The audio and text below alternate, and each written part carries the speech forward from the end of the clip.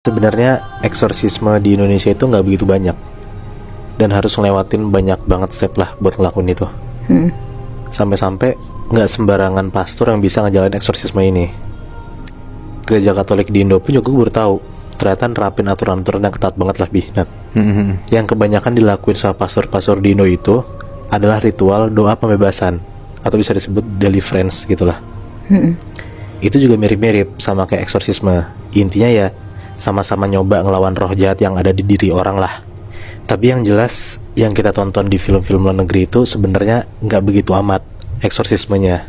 Nah, gue dapet cerita dari salah satu pastor di Jakarta yang nyeritain kalau misalnya dia pernah ngelakuin si doa pembebasan ini yang mirip-mirip sama eksorsisme ini. Namanya gue samarin jadi Pastor Ginting, dan tempatnya pun juga gue nggak bisa nyebutin di mana. Di daerah mana tuh, Moy? Itu juga nggak bisa gue sebutin, Bi. Oke. Pokoknya di Jakarta. Dia pernah ngelakuin ritual doa pembebasan yang mirip-mirip sama eksorsisme ini. Tahun 2007-an, Pastor Ginting itu udah hampir 15 tahunan lah jadi pastor. Waktu itu pun juga dia umurnya hampir 50-an tahun lah.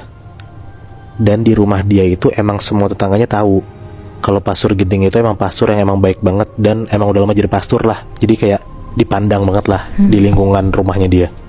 Dia selalu ke gereja, kerja, pokoknya hari-hari biasa tuh selalu dia lakuin dan dia harus selalu ke gereja lah intinya. Sampai ada satu hari di mana ini hari yang gak bakal bisa Pastor Ginting lupain. Jadi Pastor Ginting ini abis kegiatan biasa dan dia baru sampai rumah sekitar jam 9 malam.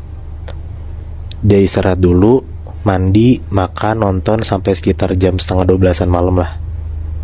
Nah, pas jam setengah 12 dia mau tidur ini, tiba-tiba dia dengar suara orang tuh ngetok-ngetok pintu rumah dia. Kayak duk, pokoknya berisik lah. Awalnya dia gak mau ngebukain karena udah tengah malam juga, ngapain bertamu ke rumah orang tengah malam gitu loh. Tapi akhirnya karena orang yang ngetok-ngetok ke rumah itu teriak-teriak nama dia, Pastor Ginting gitu. Akhirnya dia mau keluar lah buat ngebukain pagar dan suruh masuk orang-orang ini. Nah, ternyata Pastor Ginting itu ngelihat ada 5 orang di depan rumah dia. 3 orang cowok, 2 orang cewek. Mereka ini anak-anak muda kuliahan gitu, Bi. Nah, soalnya rumahnya Pastor Ginting tuh ya lumayan deket lah sama kampus, gak gitu jauh. Ngelihat rame-rame begitu depan pagar, ya akhirnya Pastor Ginting suruh mereka masuk tuh ke dalam rumah. Nunggulah di ruang tamu mereka semua. Posisinya ada satu cowok yang gendong satu cewek. Dan cewek ini tuh udah kayak lemes banget gitu mukanya. Badannya pun juga udah lemes banget. Pas udah masuk ke rumah dan udah di ruang tamunya Pastor Ginting, satu cowok ini tuh nidurin temennya dulu di sofa, barulah mereka semua duduk. Pastor Ginting nyamperin mereka dan ngasih minuman dulu biar tenang. Habis itu ditanya, kenapa sebenarnya kok tiba-tiba nih berlima masuk ke rumah Pastor Ginting minta tolong dan ada satu cewek yang udah lemes banget kayak gini. Salah satu dari cowok itu namanya Bismo ngomong ke pastornya, Pastor Ginting, maaf banget ganggu malam-malam.